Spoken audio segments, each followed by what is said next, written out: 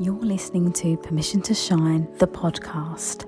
Stories of overcoming obstacles and finding self-empowerment with Sherisse Bisram, Inner Power Activation Leader. The Oxford Dictionary describes permission as the action of officially allowing someone to do a particular thing, consent, authorization. What if you were that someone and you gave yourself the permission to be everything you wanted to be and more? No more playing small and accepting less than. You are worthy of the life of your dreams, regardless of what it is that you've been through. And honestly, it's exactly what you've been through that has shaped you into the version of yourself that you are now. Like a diamond, you've endured so much, but instead of breaking, you have become stronger and brighter. And if that's not a reason to shine, then I don't know what is. And if nature can do it, then why the hell can't you? You are brave, you are strong, you are powerful, and you are enough. Hear my call and give yourself the permission to shine, because you don't realise how many people are inspired by your light. Hey everyone, this is episode 25 and I am delighted and excited at the same time to introduce Ashely, who again is from the US. So it's lovely to have you, Ashely, and I'm really excited for you to just share your story and everything you are with the audience today. I'm super excited to be here, and I love that we are thousands of miles apart, but have this technology where we can connect. So thank you for having me so much as a guest. No, I'm so excited because obviously when we had our little catch-up chat to connect, there was just like lots of things that aligned, and obviously you've had such a, I don't know what the right word is, maybe turbulent life, you know, like you've obviously endured your fair share of trauma and all of the things. So yeah, I'm really excited for you to just share your story and your journey and kind of how you've been able to alchemize everything that you've been through in your life. So yeah, if you'd like to just give the audience an introduction on who you are and like what you do, and then maybe kind of how you got to where you are now, like an overview of your life. Yeah, that sounds great. So as you said, I'm Ashely Abraham. I'm a solution-focused self-love mentor, trauma coach. My clients like to call me the ego whisperer. And essentially, I'm the captain of the ship I call Big Miracle Energy, which is a community of like-minded individuals just getting curious, asking the questions so that we can wake up from the dream once and for all. So yeah, about me growing up, I was just a vibrant being. I asked millions of questions. I, was loud and just had this look on life that was not like many people. And that scared people. That, I was a mirror and I did things that would seem outrageous. And I was very similar to my father. My parents were divorced, but my father just had this love for life. And he was just like this gigantic child who everything was new. And, it was just beautiful. But as I grew up, I started to hear the adults around me talk about my father as being mentally ill, being immature, childlike. And what I realized was, shit, that's how I am. Like, if this is how they're talking about him, then I really need, this isn't who I should be. So I slowly began to lock that version of myself up and started to push away from my father as well. His mental health, according to society, would say declined significantly. And I, looking back now, believe it's because nobody understood him and told him what he should be. And he didn't have the skills to quite understand that. Almost like if the veil was lifted in a matter of seconds for someone who didn't do the journey to get there. So I continued to lock myself up, and I would say I was a chameleon. I became exactly what you wanted me to be in any moment. I could walk into a room of billionaires and charm the room. I could walk into a room of homeless people and charm the room. I knew how to read you to know what you sought out in me in order to be accepted. So that meant in high school and middle school, I moved from friend group to friend group, and not because I was friends with everyone, but I didn't know where the hell I fit in. Right. So every time I would try a new friend group, it just didn't feel fully right. And that's because I wasn't authentic to me. I didn't know who that was anymore. And at 17, I attempted to take my own life. and I was almost successful. I know we have a saying here in the States, almost is only in horseshoes and hand grenades, nothing else. But this was very close. They read me my last rites. I was supposed to have a liver transplant. And the day of the transplant, there was this large group of doctors. And what I remember was this Indian woman. It was a learning hospital, right? So there was lots of students there. And she stepped forward and she said, "You're going to live. We can't explain this by medicine. This is a miracle." And at that moment, it was like, I didn't really know what miracles were. And I didn't really feel like I was worthy of still being here. So I felt like, okay, I'm only here because there's someone I need to sacrifice myself for, someone else I need to make sure their life is perfect, because I'm not worthy of being here. I can't even take my own damn life. Right. And part of that humbling experience was I was placed in the children's ward. There was small children who were dying of cancer. And here I attempted to take my life and couldn't even do that. And they would do nothing but want a life, right? To have that chance to live. 6 months later, my father was successful in taking his life.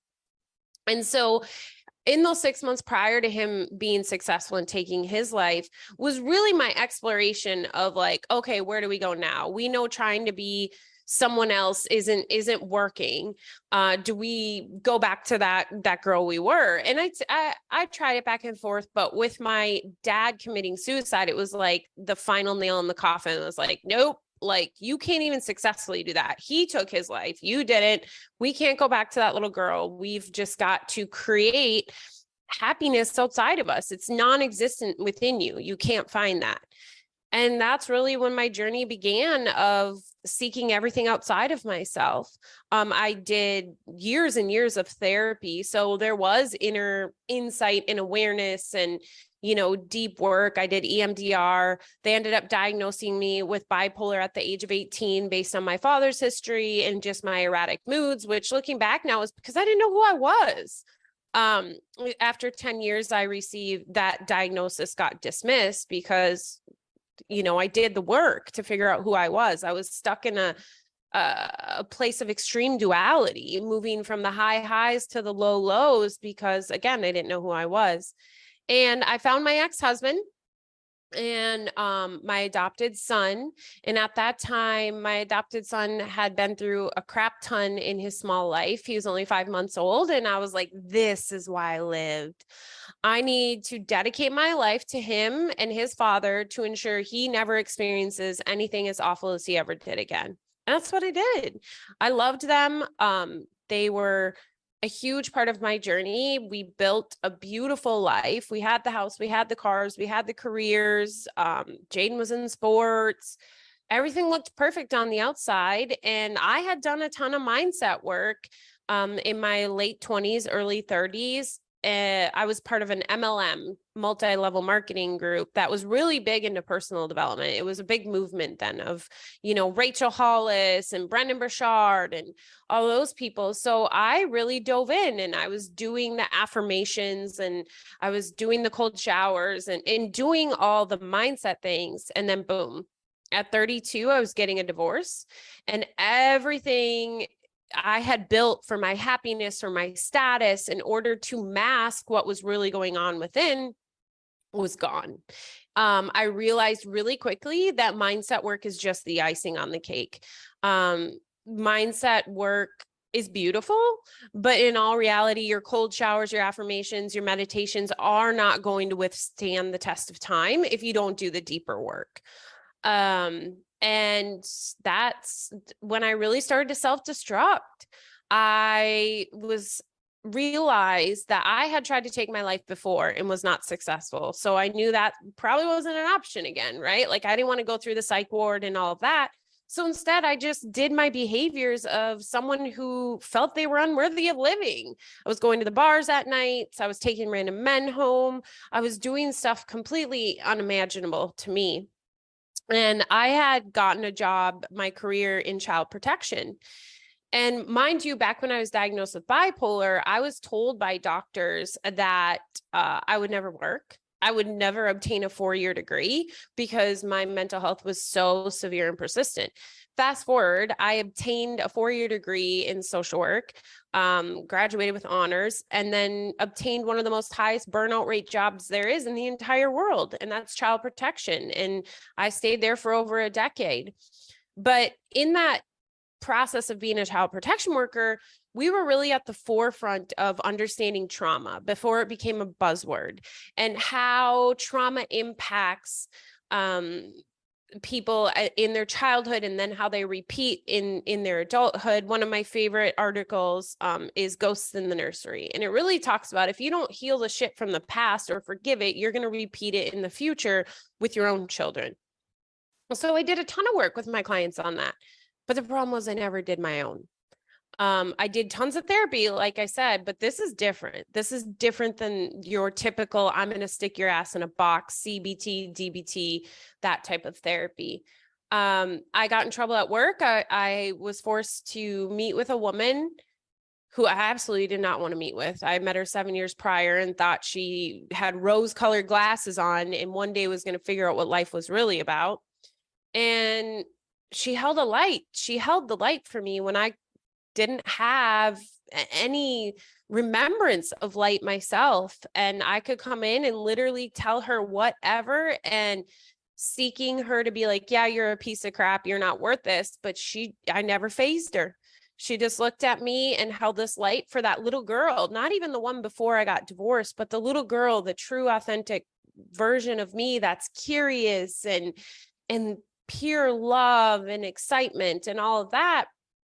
And that's when my journey really began. And when I really got to a beautiful place in my journey, which I believe your journey is lifelong, I was like, man, I never want another woman to not feel the kind of self-love that I have found.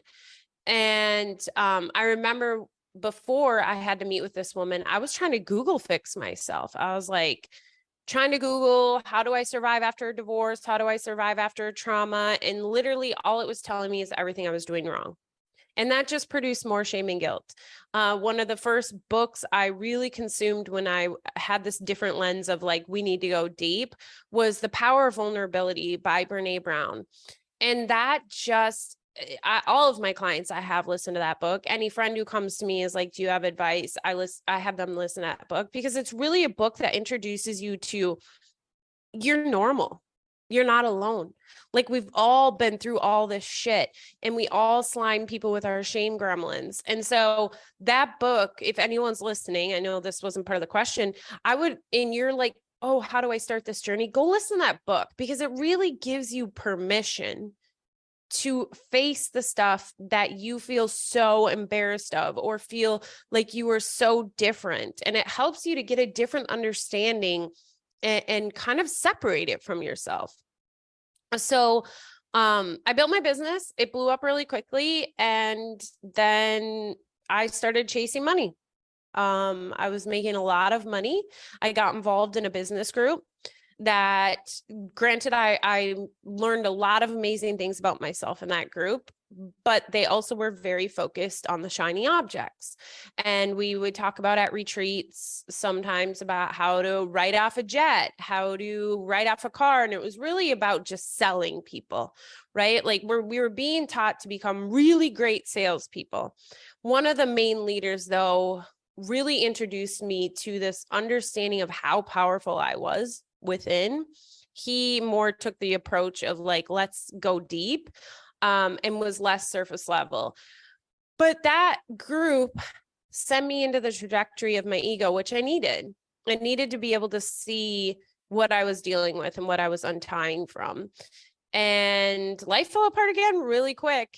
It wasn't as scary looking, but I figured out who was actually in my corner and realized that there's so much more than money. Money doesn't matter. And that my journey here is not about making a better illusion, but it's about learning to wake up from the illusion, remembering who I truly am, which is pure love, pure oneness with God. And that is when my journey shifted. My business is doing well, or it's doing great, I think. And yeah, life is just really aligned, and I've built an amazing community. And the most important thing to me today, A Course in Miracles is what I live every day. And so it is my journey, my path that I found resonates with me. And it has a statement of how many teachers of God does it take to save the sonship? And I might have got some of those words wrong, but that's my interpretation. And it's only one. So my focus here is that I do my fucking work, right? Like I do my piece of it. And in reality, we're all one, right? That's why it only takes one, because we're all one. But the lens I'm looking through of the piece of the one is here. And as long as I show up with love and forgiveness every single day, it's impacting the one. So, yeah. Absolutely. No, amazing. Thank you. Thank you so much. I mean, I just let you go because you had so much to say that I was like, yes, keep going. And it was beautiful. And yeah, there were so many things in your story that resonate with my own story as well, which is just so wonderful. And I think really the reason why, I've created this podcast in so many ways is, not only for the listeners to like hear and feel seen and heard, but also there's a part of myself in this that feels seen and heard in, my own journey and the revelations that you found. I've had my own variation of exactly the same thing, which is just so beautiful.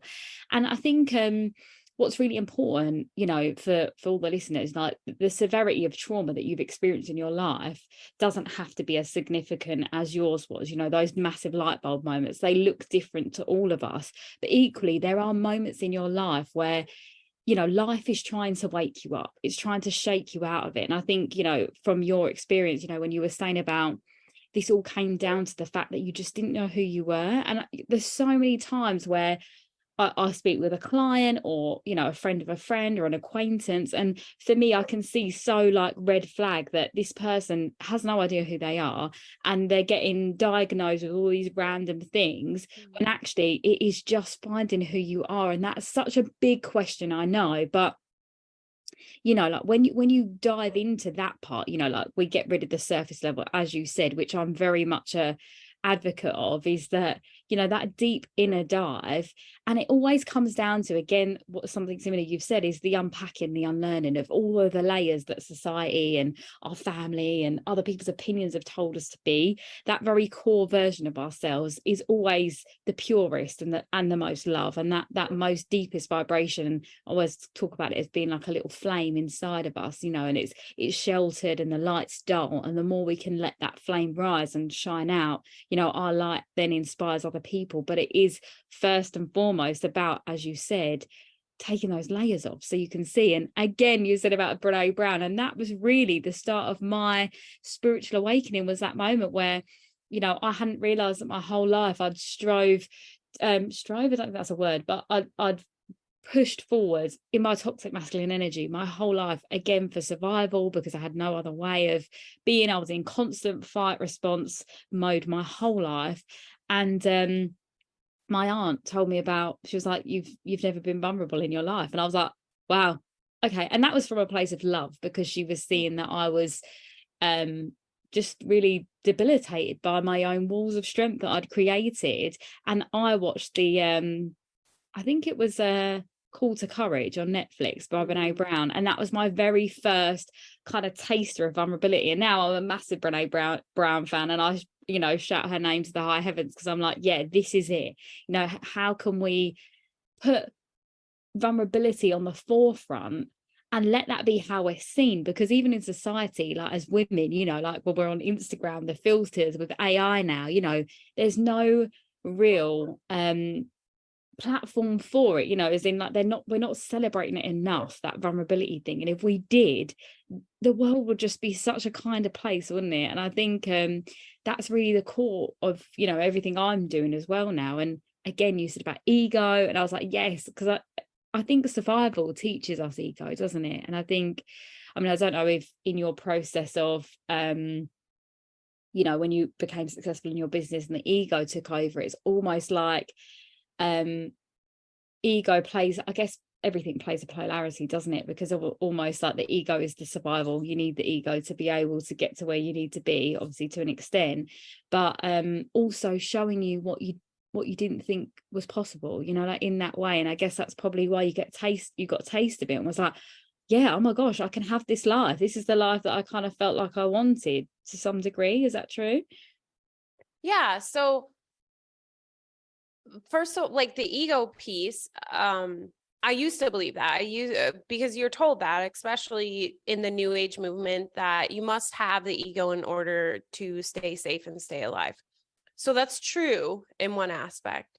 In order to stay in the dream, you must stay tied to the ego, because this is the ego's dream. Where I have taken my journey in my path to is that I want to wake up from the dream. I'm not here to make a better dream. I know that true happiness and love can never be found within this dream. It is outside of the dream, which is within me, right? That's where the pure oneness at home with God, and you realize that you never actually left. You're dreaming. It's like if I dreamt tonight that you were in my dream, it's not like you walked your ass into my brain and were there. Like, you are an image in my mind, and that doesn't make it any more real, right? And that's exactly what this is. It's a bunch of images in your mind. Your mind is what's projecting this. Your brain is just a decoding system, and your body just responds to the mind as a vessel of separation, a vessel of reminder that you should be in this place of fear and shame and guilt and separation. So for a while on my journey, I really was like, oh, you make friends with the ego. The ego is a necessary part, but that's another ego trick. So the ego doesn't want to die. The ego wants you to die. That's why you are currently living the cycle of birth and death. Every time you get sick, it's a tiny death, a reminder that you will die one day. But guess what? When you start to untie that ego, when you truly know who you are, you realize you're an eternal being. Only this body will appear to deteriorate and die. You, who you really are, cannot die. But we're so layers deep into the ego illusion that we literally spend every day fearing death. It may not be like a conscious, like you think of it, but the things you do every day most likely are based on your fear of death. People want to, enjoy life before they die. They want to build an empire before they die. They want to spend time with their family before they die. Like, everything, when you make large goals, is something you're trying to do before you expire here, but you don't ever expire. And knowing that at your core is one of the most freeing feelings ever. And it allows you to really see this place as the classroom it is for forgiveness at the level of the mind. And forgiveness at the level of the mind is not like, hey, you hurt me, but I forgive you. It's, I realize that never happened. This is a projection of the mind, my mind, and I'm dreaming this. And it's a projection of my own shame and guilt of what I believe happened. So I know I kind of went off on a tangent, but yeah, really taking that next step. And anyone listening who has really been taught that the ego is your friend and that the ego is necessary, I encourage you to just get curious about that, right? Because the only reason why I found where I am today is because I didn't take it at face value. And unless you feel pure oneness within you, holy in love, and nothing phases you, you're still on the journey. And if you're still on the journey, you should never take anybody's telling you of this will heal you, that will heal you, unless you truly feel healed, which means you no longer experience pain, suffering, fear, separation. So that would just be my invitation. Continue to get curious. I'm not saying it's right or wrong, and maybe that's your path, but if you're not asking the questions, then you're not living intentionally. You're just sleepwalking with a new movement, right? The new movement of the new age movement. Many people are sleepwalking in that movement. They just found a better feeling movement to be a part of, but they're just following what the leaders are saying. And again, that's not your truth. Yeah, no, definitely. And I think, for a lot of people listening, some people have been on different stages of their journey and there's no right or wrong to this. And I think a lot of people that I meet, you know, like yourself, that have experienced, you know, severe trauma, it's almost like that awakening, I don't want to say happens sooner, but there's more of a connection there. There's something that shakes the earth that you live upon, cracks it open, and then you're broken open, I would say. Like, that's my experience from, especially from being on this podcast, you know, having guests come on that have extraordinary stories and all of these amazing things. And I feel like for anyone listening, like you said there, it's just about being curious. You know, it's always questioning, does that feel right? Do I agree with that? And there's no right or wrong answer to it. I think as long as you keep questioning the narrative and being open to hearing everyone else's experiences, I think that's all part of the learning process. It's baby steps, isn't it? You know, and also whatever feels right. I think, you know, like you said, there's an element obviously where our ego does take the lead in a situation, whether it's right or wrong, but I guess your heart will always know what feels like the right thing to do. And it's a journey. Everyone's journeys are different. So I think if you're listening and you feel like, wow, like Ashely's just got it like that, I mean, your life to get to that point has been so different. So I think, yeah, for the listeners, I'm feeling like, you know, don't feel like, oh my gosh, I've got so far to go, because your experience of this will happen at your own pace. And, you know, it might be that you get to the end of your life and you realize this, or it might be something that happens tomorrow and you'll be like, oh yeah, that's what they meant by that. You know, so it's everyone's journeys are different, and it's honoring that space. But yeah, as you said, you know, if we can connect to that compassion and curiosity, I think that opens so many doors. And a massive part of like my journey and my like ego death per se was the understanding that I can be right, someone else can be right, but I can also be wrong, someone else can be wrong. You know, there's no like there's no direct polarities within it. It's very much like an open-ended question a lot of the time, because it's our perception of what we believe and from what we've learned and experienced. So I would just kind of throw that out there within this theme of, you know, the ego, because the ego wants to keep you safe always, and that safe looks very different to whatever we've experienced, doesn't it? So, you know, for me, I've experienced my own share of trauma, so my ego will try to project a version of that out for me to, almost as a test for me to see if I'm going to fall for it or not. And then it's up to me whether I, you know, believe into that narrative or if I choose to take a different approach. And I think that's the thing about, you know, going through trauma, going through these experiences and opening yourself up to these questions, is you can discern more in that space. Whereas if you've always done what you've always done, you'll only ever repeat the same pattern. So yeah, this is kind of my interpretation of what you're saying, but from a perspective from especially UK listeners, we have a different way of kind of like processing information. So I felt like if I just reiterate what you've said in a different way, it might help some of the listeners that are lost, you know, like just to find their way through that space, because we'll interpret it all differently, but yeah, along that kind of line. Yeah.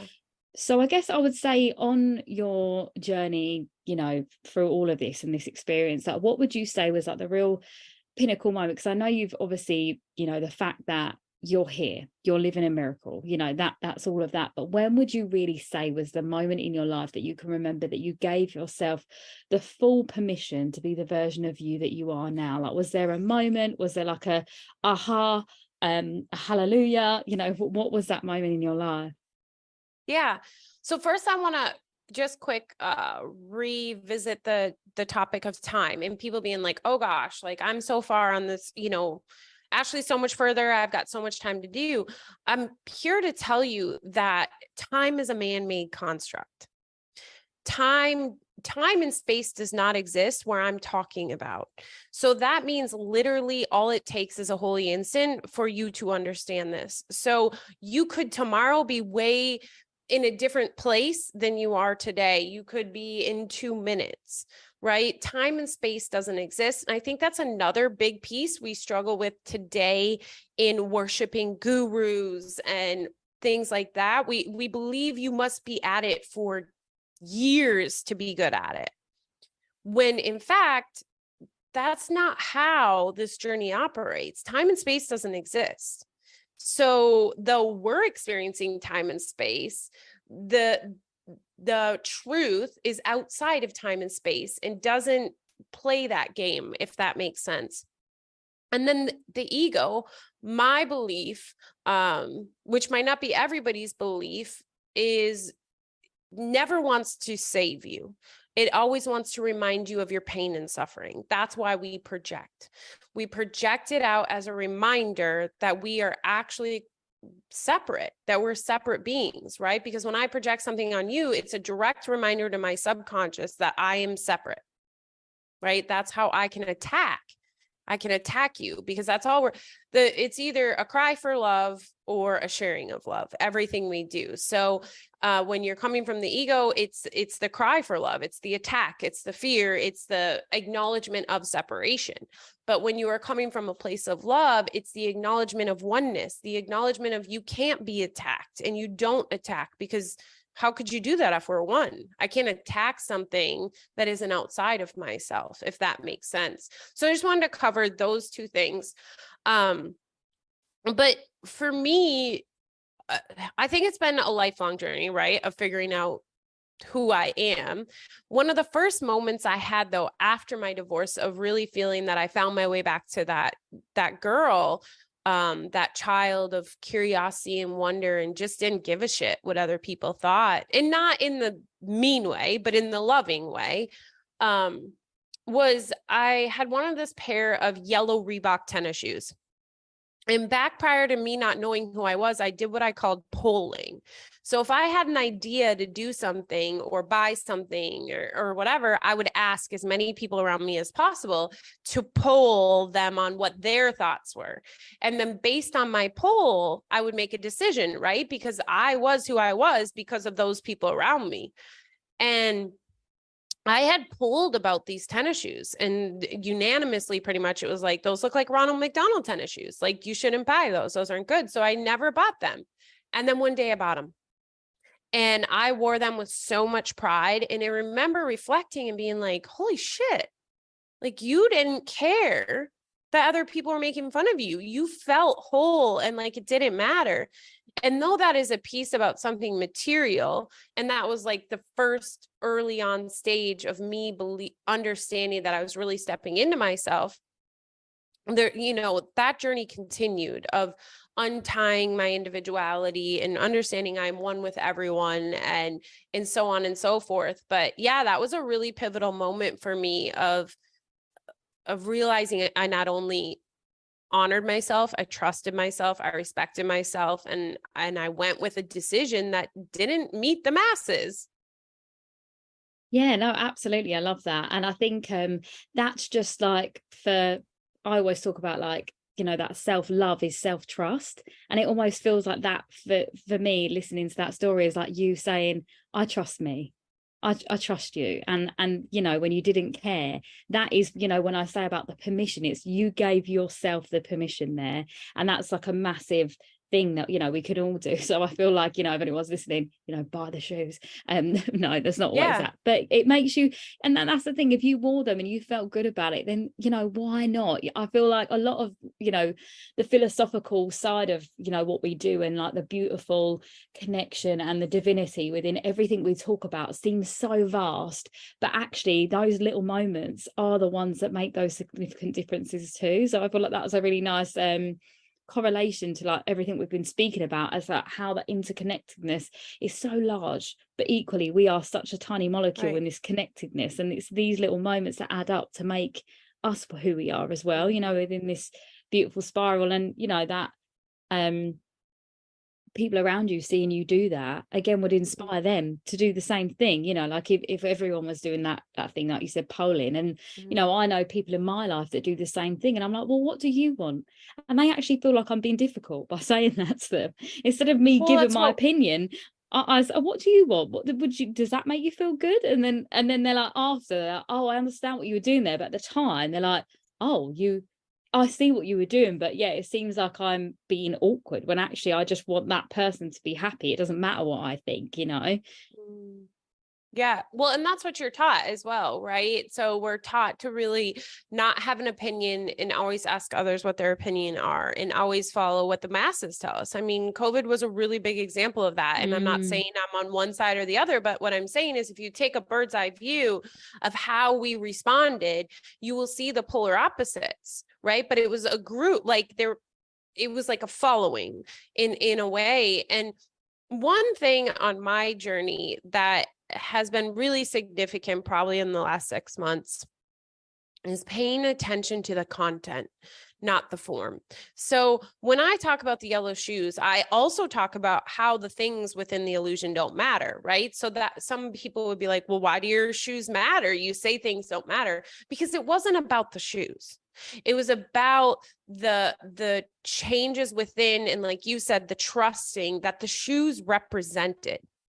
So I encourage you to take a look at that when you're in an argument with someone, when you get cut off on your way to work, when you spill your coffee on you, when things prickle you, take a step back. And instead of focusing on the form, which is what happened, right? What you experience, take a step back and try to understand the content. What is this trying to tell me? What is this potentially saving me from? Because the truth is, you don't have a bird's eye view. And, myself, countless other clients, anybody I talk to has been through some major like divorce or death or, bankruptcy. If you would ask them in the moment, they would be like, this does not make sense. Why am I, experiencing this, blah, blah, blah.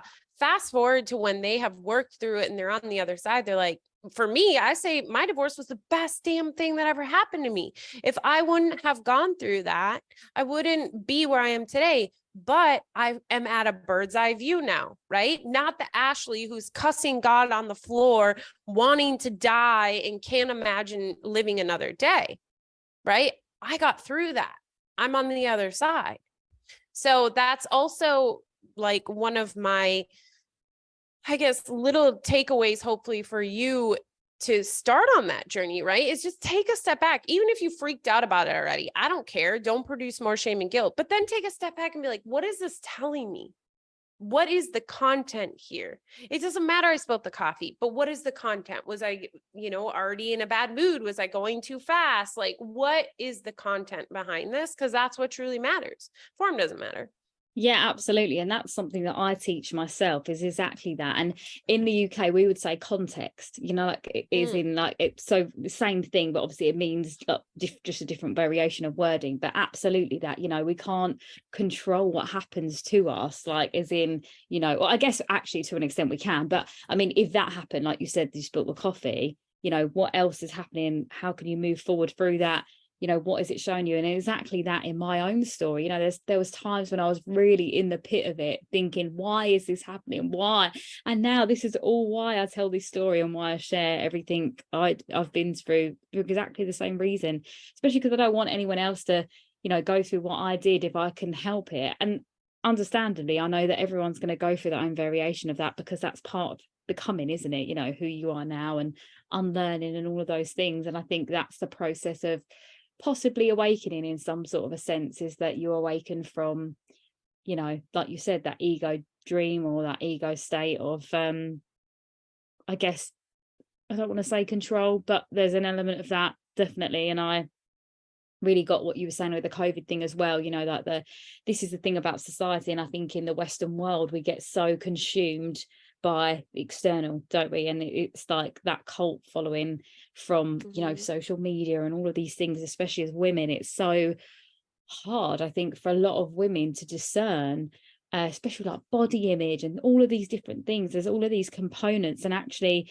a big part of my work from being a dancer as well, and like focusing on body image, is the fact that the minute you start to accept yourself as you are, and the minute you start to build that self-trust and that self-love, what your physical body looks like doesn't matter anymore. And that's what I really find with so many women. And it does go down to that root. You have to go back and find out, that little child that was called fat her whole life, like it's reparenting her, isn't it? To find her, make her comfortable in a space and make her see actually, what is fat anyway? Let's be honest, it's all these different variations of people's ideologies of what it is, that's a different subject. But I think, when we ultimately, when we do put that energy into going inward, finding the parts of us that make us feel unwhole and repairing them by loving ourselves more, that's when everything outside of you, as you were saying, doesn't really matter.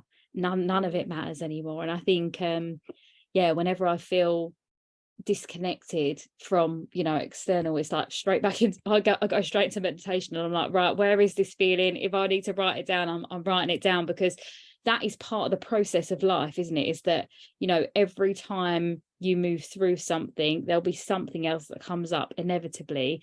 And I think that's something that you build resilience through, isn't it? That resilience is understanding, okay, something's happened, how can I move through this? Do I let it pass through me? Is there anything that I need to do differently in this situation? And it's having that, it's the seat of the soul, isn't it? Being able to sit back and watch it play out in front of you. You don't necessarily need to take part. It's like that overview. Yeah, I think you kind of tapped on it earlier, it's a change in perspective, right? Like, I feel like that's really all we have control over here is a change in perspective. Because the reality is we live in duality. And when you live in a place of duality, if you experience the highs and the excitement, you're going to experience the lows. So if that is the case, which it is, I mean, that's been proven by scientists and everything else, that we live in duality, then all you truly have control over is switching your perspective and no longer putting weight on the highs or putting weight on the lows. Some of my favorite statements are, I just is, it just is, and God is. It like stops you from going down the rabbit hole of weight, right? It just is. It just is, right? If you're running late to work, it just is. You don't need to sit and place all this weight on it, because it's not going to change it. All it's doing is causing you extra weight and shame and guilt and anger and why me and blah, blah, blah, which is not helpful. Absolutely. No, I completely agree. I completely agree with that. And actually, there's been so many times in my life where, I've had that change in perspective and the growth of myself. And then something happens and arises and I'm like, that's interesting. And then just letting it play out in front of me. And I'm like, wow, this would have been different. Like before, I'd have been so overwhelmed by it. And actually just having that ability to take a step back and change my perspective on it that is probably the freedom that I was looking for my whole life. Like I was so shackled by my own expectations of what I felt like I should have been or what life should have been for me and all of these things. And actually, maybe not life should have been for me. I felt like I dealt with a hand that was given to me. But I think when I took a step back out of it and realized actually none of this is happening to me at all, this is just the way life is unfolding, and the wisdom that I've gained from that obviously makes so much sense. But yeah, as we said, it's going to happen regardless. So if you choose to really go inward and do that and take a step back, it just is freedom. And that's the limitless feeling that I think we all deserve, which is part of that interconnectedness of oneness, isn't it? It's like, cool, just let it be. And I think that's a really nice sort of refreshing feeling, isn't it? I feel like we've gotten so much further away from it. I feel like a lot of the new movement is putting us deeper into the ego. And the way to share what I'm talking about is we talk about this oneness, right? We're all one. But look at what the Barbie movie is doing. I don't know what it's like in the UK, but people are in an uproar either on this side or that side based on the Barbie movie, which is fine. You can have an opinion, but the amount of weight they're placing on their happiness and everything else based on what people think about this Barbie movie, that is a direct representation of what we're living every day, feast or famine, right? It's the ego illusion, creating an illusion within the illusion, which is a Barbie movie that has people so emotionally invested and weight placed on something that first isn't even real. Right? It's representing the illusion you're already living in. So if you're getting that angry about an illusion within an illusion, can you imagine how much weight you have placed on the illusion already? A lot. So, and again, that's not an attack on anyone having an opinion about the Barbie movie. I have an opinion, but I don't place weight on it. Like, if people don't agree with my opinion, I don't care. And if my opinion changes tomorrow, I don't care, because at the end of the day, this is just an illusion. And the only way to get out of it is to release yourself from it, to untie yourself from it. And by putting more weight on it is so far from untying. Yeah, I completely agree with you. You know what's funny is, like, when you said about the two sides of the Barbie movie, I hadn't even thought about that, because where I've just, had my own opinion, then just let it go, I even forgot to even care, So when he was telling me about it, I was like, yeah, actually, I think I do remember a loose conversation about this, but I'm just so unconcerned about what anyone else thinks. I'm like, oh yeah, that is true. And it is so true, because yeah, we hold so much weight on things, and even the idolization of, celebrity culture and all of that, the minute I dropped that was again a massive release. I was like, wow, like, I don't need to idolize that person because I like that song. Like, that's just, is freeing, isn't it? But we're so conditioned to be, controlled and manipulated, that we get lost in it. And it's like that zombie thing, isn't it? You're just mindlessly living. You have no idea of, like, how you can actually discern all of this. And I think that's definitely all part to play in all of these, like, this unlearning process to, like, it's connect. just distractions. Yeah. So people who are projecting their anger and hurt and shame and guilt onto this Barbie movie, it's allowing them not to look at what's going on within them, right?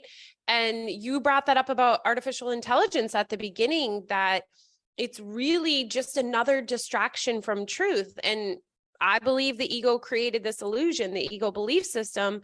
And the smarter we get, the smarter it gets, right? The more distractions it creates from your truth within. And I talk all the time how important mind discipline is. So working out, eating healthy, things like that, I don't use them for the benefits of my body, because like you said, my body, whatever it looks like, doesn't matter, right? Because I know I'm not my body anymore. Like years ago, different story, right? Like everybody else. But when you really relinquish that weight and that understanding, it just shifts. Absolutely. Everything just shifts. But the problem is the ego has created so many distractions here, and it is up to you to choose different. And that's where the mind discipline comes in, because it is really easy to choose the ego in the moment of heat, right? In the heat of the moment, when you're in the midst of someone rear ends you, right? You're like, great, now I'm going to be late. My car's messed up, all those things. Super easy to choose the ego instead of choosing love and being like, it is what it is. I'm going to flip my perspective here. But the way to be able to do that is to discipline your mind, right? So then you aren't sleeping. But we have created so many things. Like, I just made an announcement. I'm leaving Instagram and my personal Facebook page in 2 weeks, because I know that the journey I'm on, going on something made by the ego for the ego, is not helping me. It's like this constant switch back and forth. Even if I only go on for 5 minutes, right? It switches your belief system into that in which it was created. And, there's lots of gurus on there, right? People with hundreds of thousands of followers that are telling you how to live this life of happiness and how to be a monk and how to live in love and all of that. And they have 500,000 followers, and they're posting every single day. And me being a business owner, you being a business owner, knows that they have a social media team. They're not the ones doing it. But the general public believes that these people are able to maintain their peace and happiness and still be on social media every day.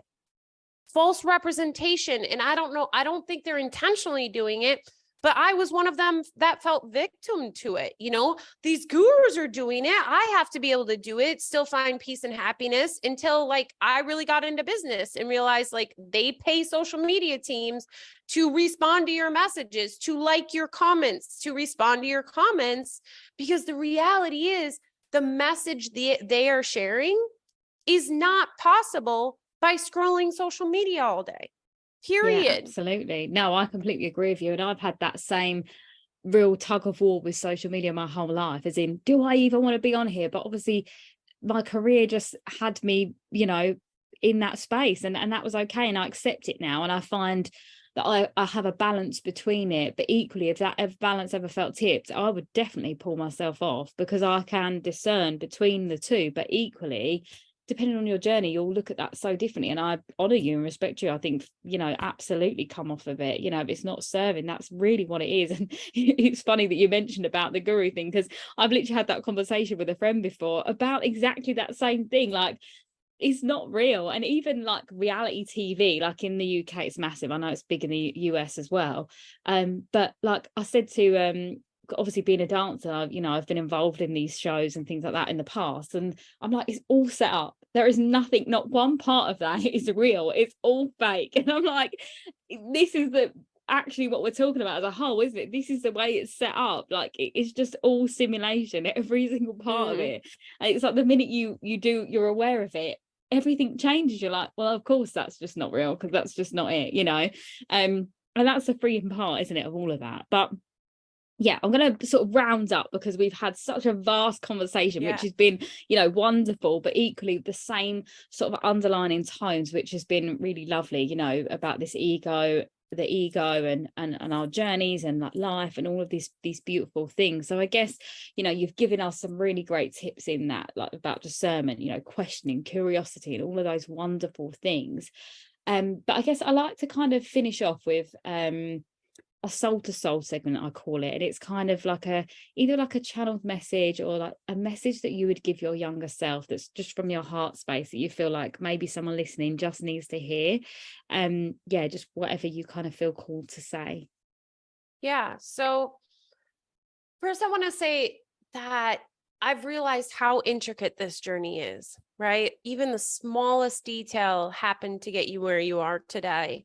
And so when I get asked that question about what would you go tell your younger self, I actually used to have a lot of great things. Today, I would say nothing, right? I wouldn't go mess with it, because I know how intricately woven it is. So to those who are listening today, know that your journey, even the smallest things, are a part of you understanding and awakening and taking those next steps. And remember, you're worth it. I mean, at the end of the day, you are worth it. And yeah, that's it. Remember, you're worth it. Yeah, amazing. Absolutely that. And I completely agree with you. I think, you know, our lives had to unfold the way they did for the reason they did, and all of these things now while we're here. But where can we find you, Ashely? Because obviously I know you're going to come off social media, but if anyone wants to work with you, or like find any of your resources, if you have any, I mean, obviously I'll pop them in the show notes, but you know, your where can we find you? So bigmiracleenergy.com has all of my links. I'm on YouTube at Big Miracle Energy. Also, I am keeping a business Facebook page, which is Big Miracle Energy as well. So essentially, I think I've monopolized Big Miracle Energy. If you just remember that, you will find me someplace. Yes, amazing. Well, thank you so much for your really, I guess I kind of want to say open-minded. Like, I feel like you just opened probably so many aha moments for a lot of people that probably were never aware of, you know, these concepts, or if they were aware, you've just mind blown, I think, a lot of people, which is, you know, great. That's the impact, right? It's like shock and awe. And I think that's definitely it through, you know, your life. And thank you for sharing your journey and your process to getting you to where you are now, really. I think, yeah, this space is always to just show people that there's lots of different ways of, you know, giving yourself the permission to shine. And, you know, it's nice to be in your presence and just feel your openness. Yeah, thank you so much for having me. I've had a wonderful time, and you as well for just being open to maybe thoughts you hadn't thought about before. I appreciate you providing that space, and I know this will impact people. So I appreciate you. Yeah, thank you. Thank you.